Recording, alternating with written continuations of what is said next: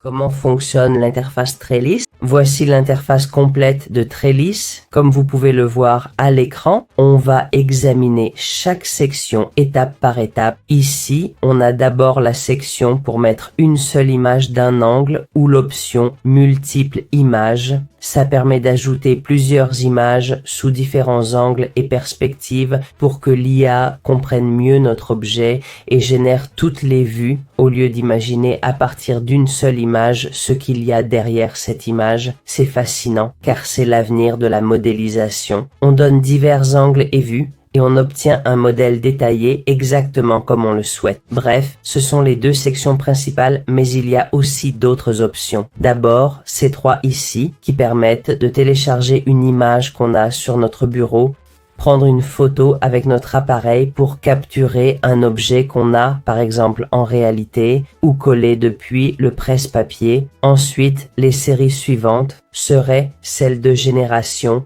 où on a essentiellement les graines. La graine serait comment notre modèle commencerait à générer, de quel bruit il partirait pour arriver au résultat final. Avec une graine aléatoire, chaque fois qu'on génère, ça part d'un point différent. Donc le résultat varie un peu. Si on garde la même graine, ça partirait toujours du même point. Donc le résultat serait très similaire à chaque fois, mais on pourrait changer la graine manuellement. Ensuite, on aurait les étapes, soit l'étape 1 et l'étape 2. D'abord, nous aurions l'étape 1, la génération de la structure.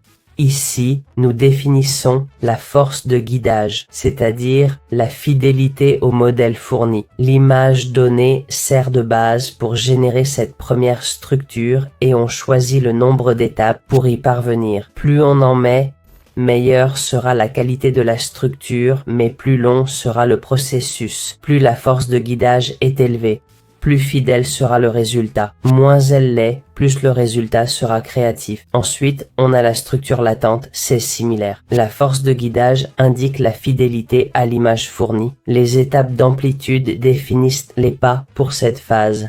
Enfin, l'algorithme multimatch, c'est la multidiffusion pour des résultats plus cohérents et complexes, ou le stochastique pour des résultats plus aléatoires. On pourrait dire, voilà, toutes les options dans cette application pour générer des modèles 3D à partir d'images. Vous savez maintenant utiliser et ajuster l'interface. Comment créer votre premier modèle 3D à partir d'une image avec Trellis? Avec ce guide, c'est ce qu'on va tester.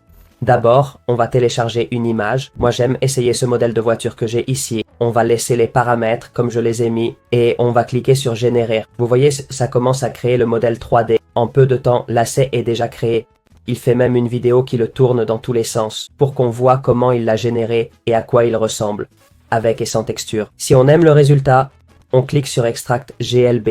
Ça lance le processus d'extraction du modèle. Ce processus prend un peu plus de temps, bien sûr. Et voilà, le modèle est extrait. Là, on va le manipuler comme on veut, zoomer, reculer, voir le rendu final, les textures qu'il a appliquées. Si on aime le résultat, comme vous voyez, le rendu final est plutôt bon, pas mal, même si les textures sont évidemment améliorables. Mais le modèle en soi est assez bon pour un premier jet. Regardez aussi comme c'est fluide.